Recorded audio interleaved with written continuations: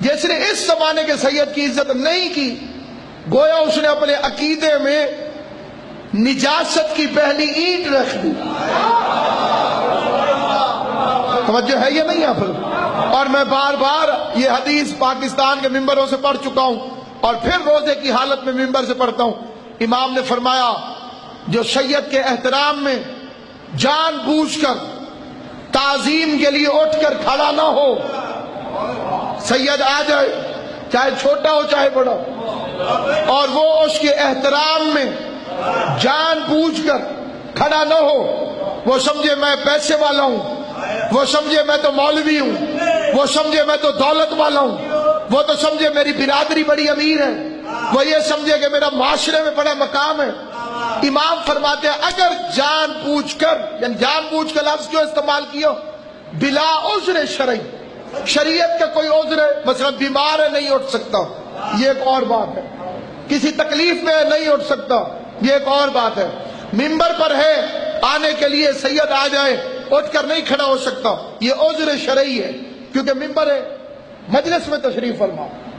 لیکن اس کے علاوہ اگر جان بوجھ کر کھڑا نہیں ہوتا تعظیم کے لیے، سید چاہے ایک دن کا ہو چاہے 100 سال کا، چاہے اس دور کا ہو چاہے آنے والے زمانے کا، اگر استقبال میں اٹھ کر کھڑا نہیں ہوتا، امام فرماتے ہیں اللہ اسے لا علاج مرض میں مبتلا کر دے۔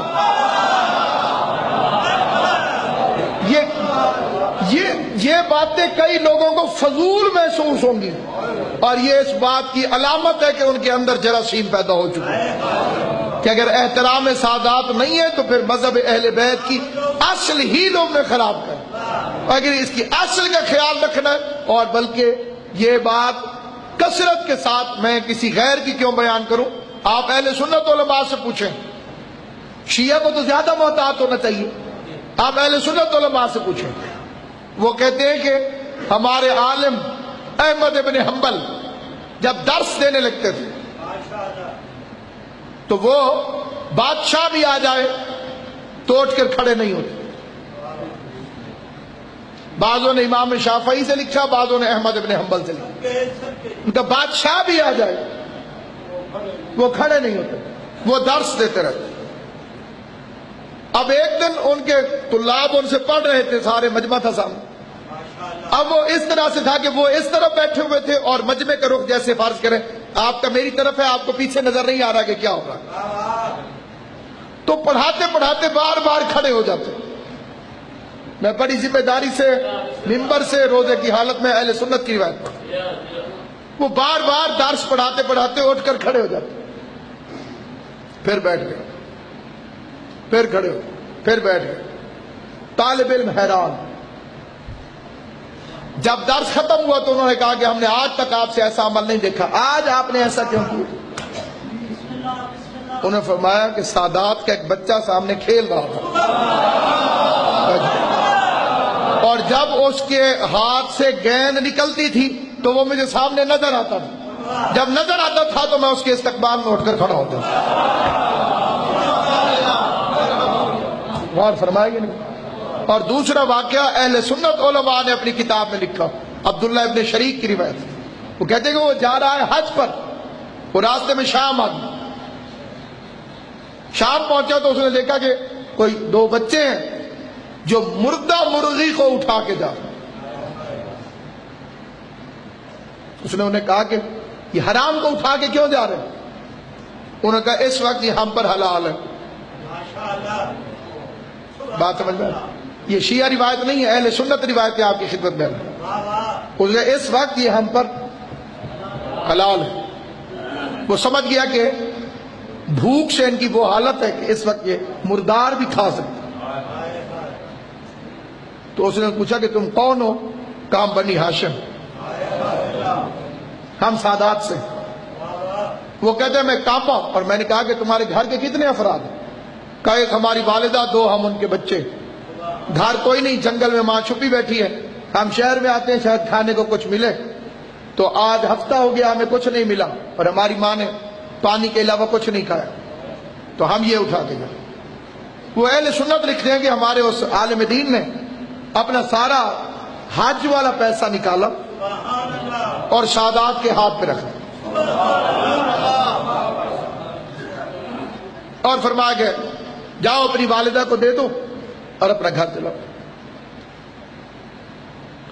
قافلے کے ساتھ وہ تب چل سکتا تھا اگر اس کے پاس پیسے ہوتے. پیسے اس نے ادھر دے دیے, قافلہ آگے چل پڑا.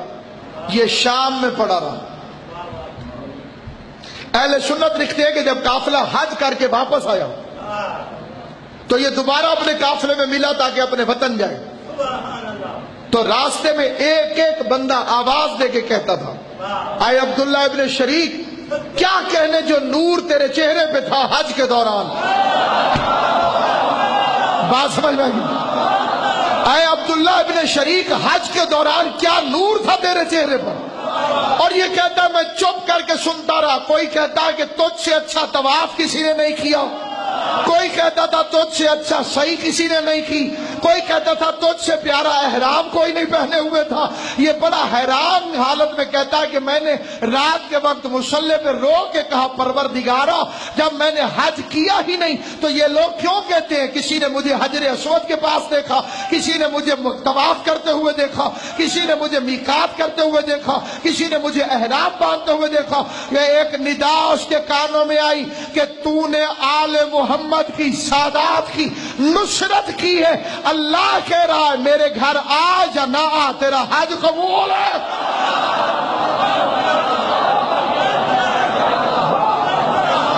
میرے گھر آ یا نہ آ, تیرا حج قبول ہے. سامعین گرامی قدر, اسی سلسلے میں ایک اور روایت, اور وہ بھی اہل سنت کی کتاب سے پڑھتے. وہ کہتے ہیں کہ ایک سیدانی تھی جو ایک رئیس کے دروازے پر پہنچی. وہ رئیس جو اپنے آپ کو محب پیغمبر, عاشق پیغمبر اور بڑا دیندار کہتا تھا, اس کے دروازے پر جا کے پہنچا.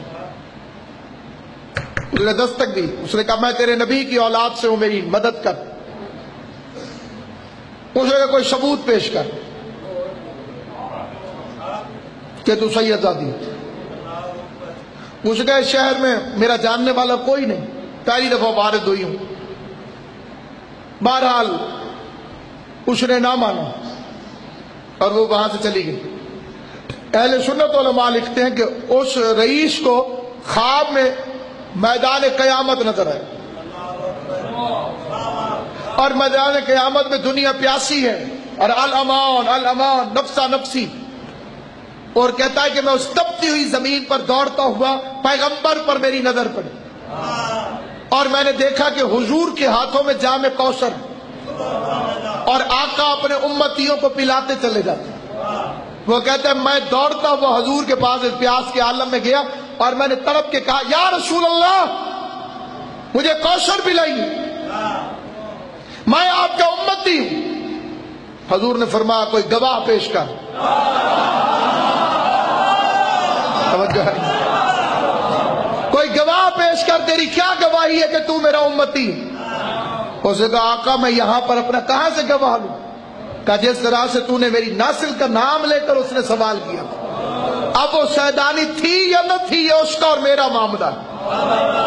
توجہ ہے یا نہیں یہاں, یعنی اس نے کہا سچ کہا جھوٹ کہا یہ اس کا اور ہمارا معاملہ ہے. لیکن تیرے سامنے سوال ہوا تھا کہ میں سیدانی ہوں, تیرے لیے یہی کافی تھا کہ وہ اپنے آپ کو نسبت دے رہی تھی میرے ساتھ. میں آل محمد کی قسم کھا کے کہتا ہوں جن گھروں سے احترام سادات رخصت ہو چکا ہے ان گھروں میں ولایت نہیں آ سکتی.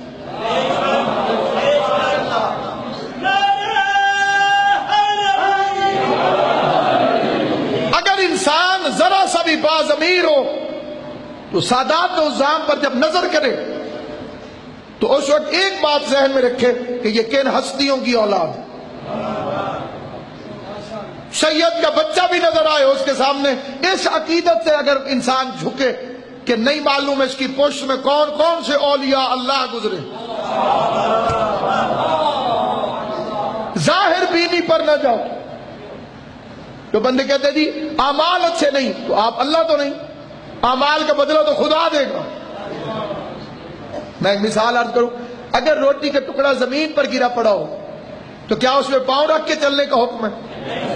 بندے اسے صاف کر کے چوم کے اونچی جگہ پہ کیوں رکھتے ہیں؟ ایک روٹی کا ٹکڑا اگر نیچے گرا پڑا ہو تو اسے چوم کے اوپر رکھتے ہو کہ نہیں؟ اس لیے کہ رزق ہے۔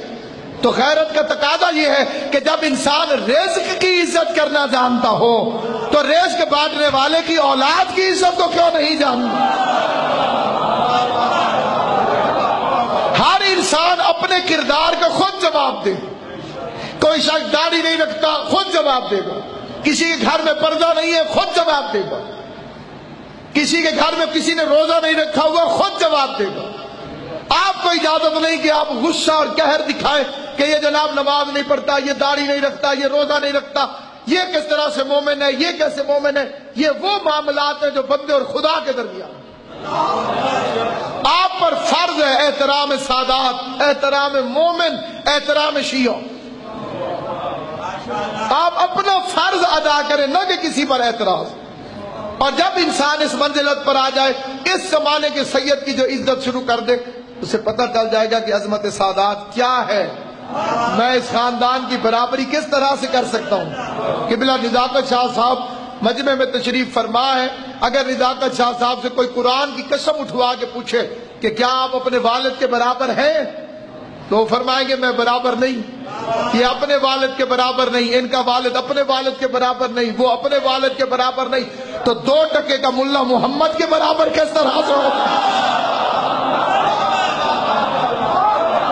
جس مذہب شیعہ کے عقیدے کو بچانے کی کوشش کرو گے، اس کے اندر یہ بنیادی چیزیں جنہیں چوری کرنے کی کوشش کی جا رہی ہے، اگر انہیں محفوظ کر لو گے تو کوئی چیز چوری نہیں ہے۔ سب سے پہلی چیز ہے عظمت سادات، سادات کی عظمت۔